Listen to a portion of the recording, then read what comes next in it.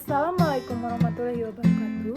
Perkenalkan, nama saya Intan Ayu Utami dari D3 Keperawatan tingkat 1. Baik, di sini saya akan menjelaskan riwayat tokoh yang memotivasi saya untuk menjadi seorang perawat.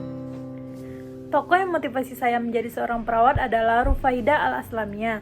Pada jurnal Historia Madaniyah volume 4 2020 disebutkan Rufaidah Al-Aslamiyah, perempuan tangguh zaman Rasulullah yang mengambil peran sebagai perawat pertama dalam dunia Islam.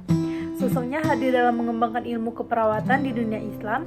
Rufaidah lahir di Yatrib sekitar 25 tahun sebelum kedatangan Rasulullah SAW. Jika pendapat ulama ini benar, maka Rufaidah lahir sekitar tahun 597 Masehi. Dalam beberapa kitab sejarah namanya berbeda-beda. Menurut Sauki, namanya adalah Rufaidah binti Sa'ad al-Bani Aslam al-Kharaj. Dalam kitab Al-Maghazi, karya Imam Al-Waqidi, disebutkan namanya Kuaibah binti Sa'ad. Sedangkan dalam kitab Ma'arifah Ashahabiyah karya Aba Naim Al-Ashani, namanya adalah Rumaisah Al-Ansariyah. Namun dari data tersebut bahwa nama yang umum dikenal sebagai Rufaidah. Rufaidah masuk dalam marga Aslam yang merupakan salah satu marga dari suku Kharaj di Madinah. Ia juga termasuk dalam kaum Ansar, yakni golongan yang pertama kali menganut Islam di Madinah.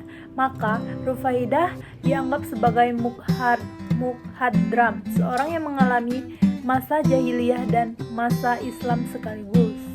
Rufaidah lahir dari kalangan para tabib. Ayahnya bernama Sa'ad al-Aslami. Ketertarikannya mempelajari dunia kesehatan mewarisi ayahnya yang merupakan tabib terkemuka, bahkan seorang pimpinan atau imam para tabib di kalangan masyarakat Madinah. Pengobatan ayahnya terkenal di seluruh jazirah Arab. Masyarakat juga mengklaim bahwa ayahnya dapat menjadi perantara menyembuhkan penyakit melalui doa-doa dan jimat yang dimiliki.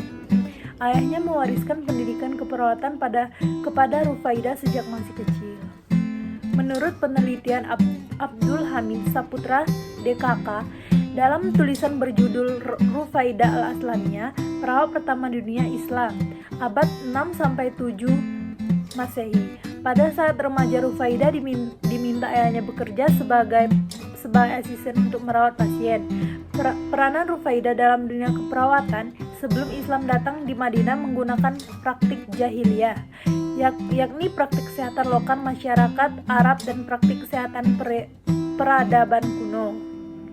Untuk mengkoordinir para perempuan lain, Rufaidah juga menciptakan kode etik keperawatan selama berperang. Atas perintah Rasul, Rufaidah lah yang merawat Sa'ad bin Mu'adz yang terluka parah dalam perang Khandaq.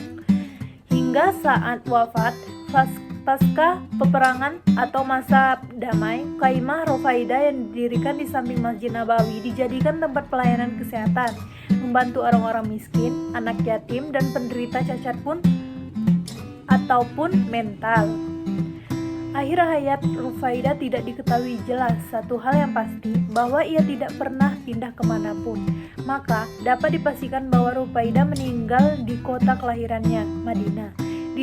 Dedikasi Rufaidah dalam dunia perawatan mempengaruhi ilmu keperawatan modern, dan sosoknya pantas dijadikan teladan bagi perawat masa kini.